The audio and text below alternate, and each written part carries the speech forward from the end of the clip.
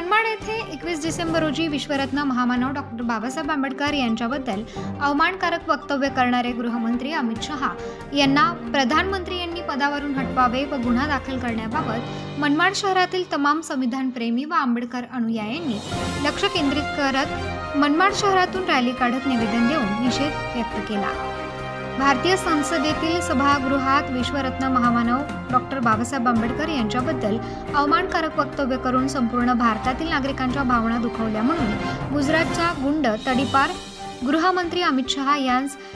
प्रधानमंत्री नरेंद्र मोदी यांनी पदावरून हटवावे व त्यांच्यावर गुन्हा दाखल करून कायदेशीर कारवाई करावी, तसेच अमित शहा यांचे संसदेतून सदस्यत्व रद्द करावे अशी मागणी करत शेकडो संविधानप्रेमी तथा